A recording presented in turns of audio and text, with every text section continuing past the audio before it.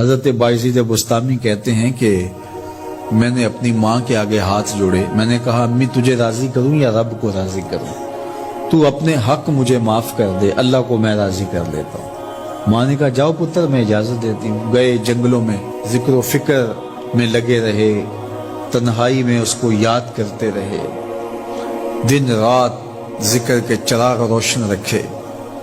12 سال گزر گئے حق کی تلاش میں۔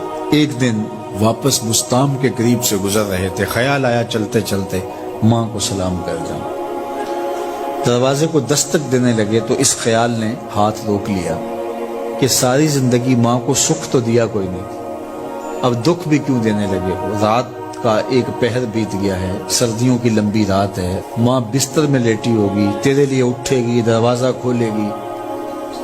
دروازے کے ساتھ ہی لگ کے بیٹھ گئے اور ساری رات کاٹ دی، اس خیال سے کہ ماں کو تکلیف نہ ہو۔ جب سحری کا وقت ہوا تو اندر سے جو نالی آتی تھی اس نالی سے پانی آیا، سمجھ گئے میری ماں تہجد کے لیے اٹھی ہے اور وضو کا پانی ہے، تو فوراً دروازے پہ دستک دی۔ اندر سے آواز آئی بیٹا بایزید میں ابھی آئی۔ مائیں بیٹوں کے دستک کے انداز سے جان لیتی ہیں یہ کس بیٹے کے ہاتھوں کا لمس ہے۔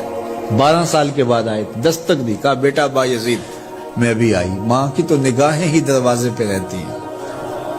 اللہ اکبر۔ کہتے ہیں کہ ماں نے دروازہ کھولا، 12 سال جنگلوں کی خاک چھانتے بیت گئی تھی، پراگندہ صورت، بکھرے ہوئے بال، پھٹے ہوئے کپڑے۔ میری ماں کی جب نگاہ میرے پہ پڑی تو اس کی چشمان سے موٹے موٹے آنسو ٹپکنے لگے اور اس نے ایسے ہاتھ پھیلا کے کہا مالک میرا بیٹا بایزید تیری طلب میں نکلا تھا، تو نے ابھی تک اسے اپنا قرب نہیں دیا۔ حضرت بایزید بستامی کہتے ہیں 12 سال کی ریاستوں سے جو کچھ نہیں ملا تھا ماں کے اٹھے ہوئے ہاتھوں سے مل گیا۔ میں نے کہا مالک میں تجھے کہاں ڈھونڈ رہا ہوں، تو کہاں موجود ہے؟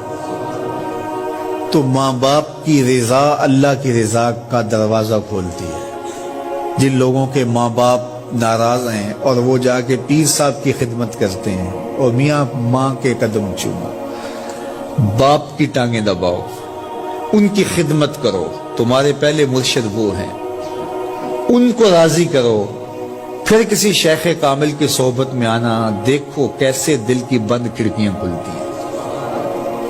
ایک مرشد تو ناراض کر رہا ہے اور دوسرے مرشد سے تمہیں کیا ملے گا؟ تو راستہ یہیں سے کھلے گا۔ والدین کو کبھی ناراض نہ کرو، والدین کو کبھی دکھ نہ دو، والدین کو کبھی تکلیف نہ پہنچاؤ، اور والدین کو بھی چاہیے کہ اپنی اولاد کو اپنا نافرمان نہ بنائے۔